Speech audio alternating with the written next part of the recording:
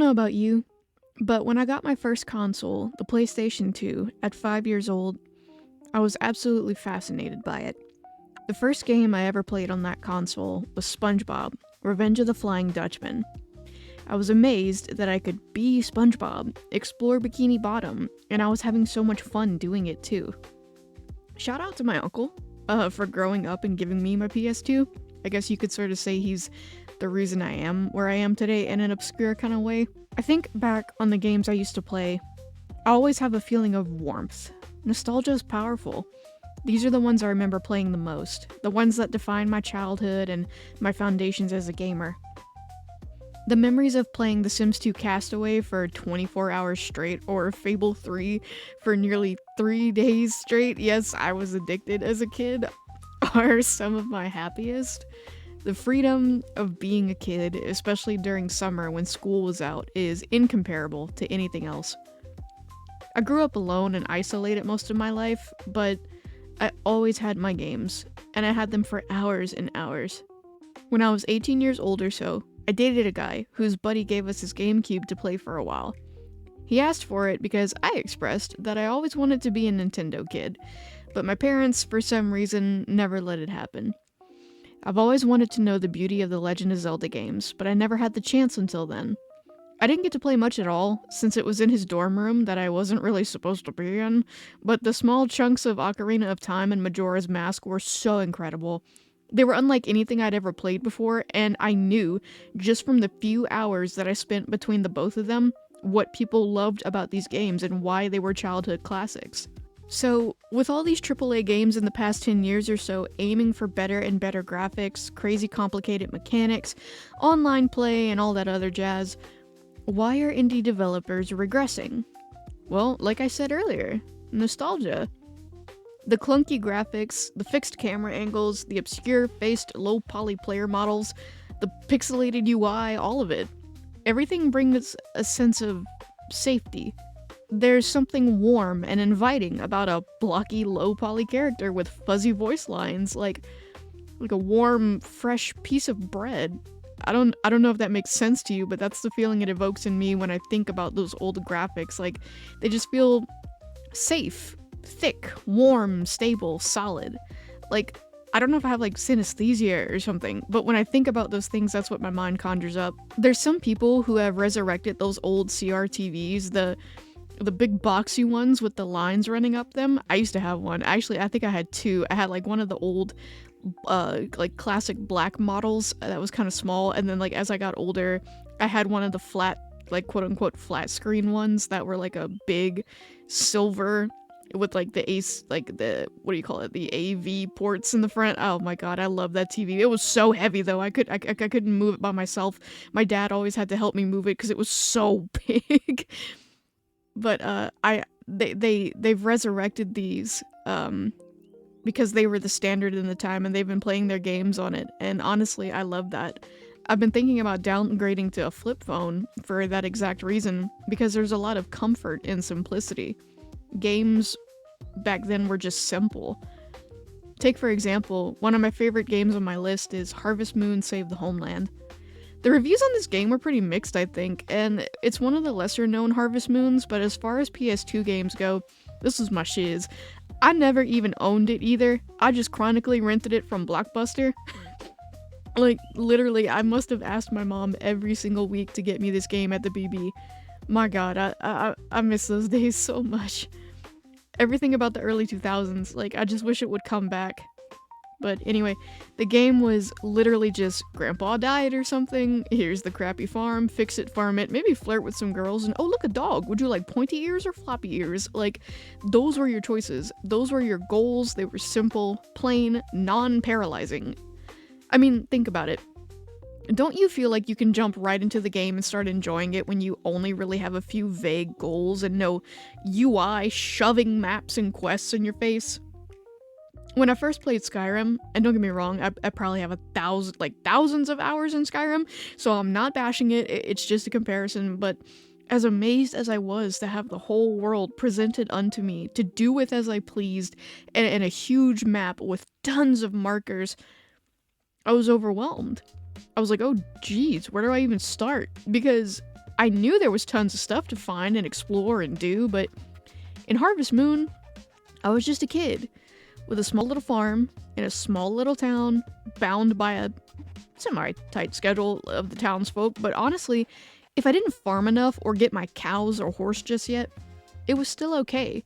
There was a time limit, like there was 1 year to save the homeland, I think, but the game didn't feel like it was pressuring me to save the homeland. Because if you failed to do so, the game just cycled over. It restarted. You did it all again. Like, it just reset, and then everything was back to zero. Literally, like, the entire game just reset itself. Like, all your relationships got eliminated, all your progress was gone, well, except for your farm. I think you kept all the progress you made on your farm, but any, like, story progress or with the characters, that was erased. So you just started over. But now you had, you know, a little reward of the stuff that you gained, and then you had the knowledge you gained the year prior. So I suppose it felt like growth, like earned growth, not spamming magic attacks and getting random bits of EXP from hitting a wall over and over again. Like, it was me growing, not my character. I was developing, I was learning. The game didn't hold my hand. It said, figure out how we're gonna save this homeland, not Quest 1, go to the store, buy this thing. Quest 2, give it to this guy. Quest 3, wait a day. Quest 4, fish for this fish, etc, etc, etc. Like, on that point, though, I've heard from a few people that that's what they actually loved about the classic Zelda games, because my god, I was so lost. I literally had no idea what to do in those games, but that, like, drove me. Instead of just handing the objectives to me on a silver platter, it made me think. Like, I remember when I first dropped into the game, and I think, what is it? I left Kokiri? Kokoriki?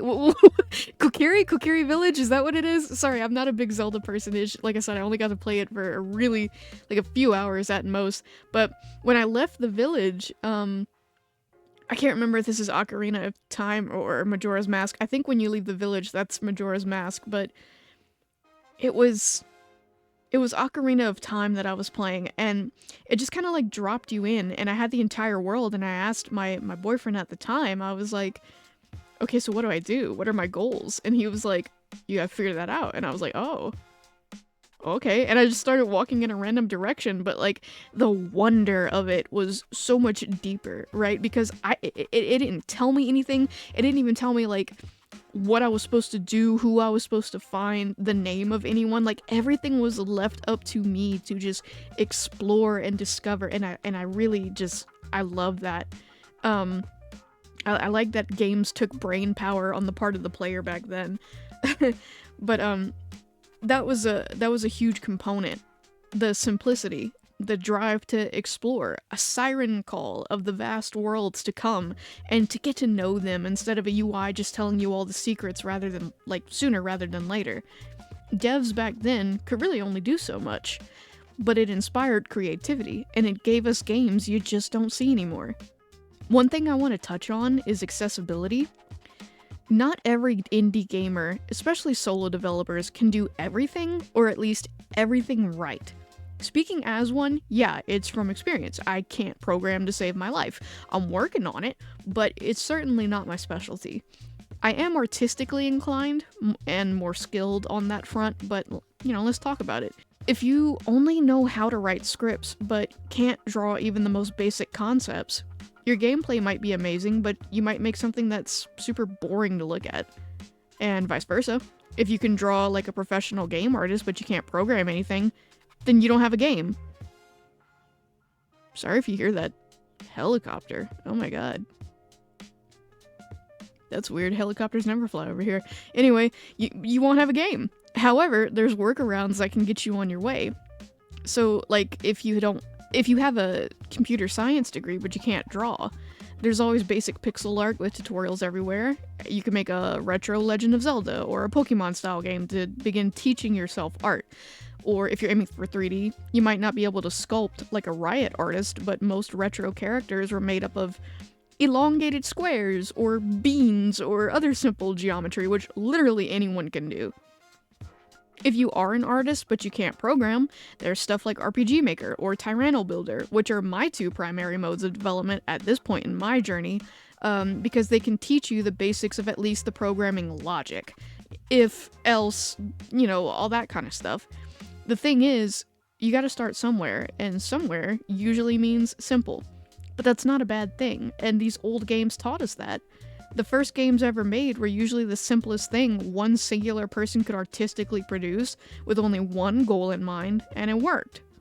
People enjoyed it, it evolved, and now video games are one of the biggest consumer markets in the world. All that theory, just to say, accessible games are good games, and the retro roots are a great mirror for young developers to look into to see what they can be and where they should start and not be ashamed of their roots. At this point in starting your game dev journey, a good game is a game you can make. Being an adult now, well, I have been for years, but that's not the point. I can do basically whatever I want. No one to tell me I can't stay up for 24 hours playing games. I'm nearly 30, so I probably shouldn't. My back and my neck remind me of that every single day. But I could if I wanted to. But it's time to go back to something simpler while we still can. Because I really want to buy some old retro consoles. Most of them sell for pretty cheap at a local game shop nowadays if you can still find them. And all you need are the right hookups or converters. I have no job right now, and the economy is awful, and no one's hiring, and Israel and Iran are at war. So instead of tormenting myself over not being able to be a quote-unquote successful adult due to outside circumstances I can't even control, why not just chill out? Be a kid again while I still can. I had to grow up at an early age anyway, so why not go back? Thank God for another day to just get to do what I love and just do it. I think these nostalgic, retro-inspired games are saying the same thing. I miss the past. Let's not let it die. Let's keep it alive. Let's keep the kids inside of us alive, and the kids inside of others filled with hope and fueled by good memories. Let's make stuff we love. Let's do what we were born to do. Create, love, and share. Thanks for sticking around, I really appreciate it. I'm gonna put a scrolling list here of a bunch of games that are trying to capture that retro feel. Some I have played, some I have not. I just really like shining the light on other indie developers just to, get their work out there and try to help them out. Marketing is expensive, so if I can help other people for free, I'd rather do it. But yeah. So here's the list, and it'll probably end sometime soon. I'm not quite sure if there's that many of them, but if there's not, thanks for watching. I am Smoke with Smoke Arts and Moonwraith Studios, and I'll see you guys in the next video.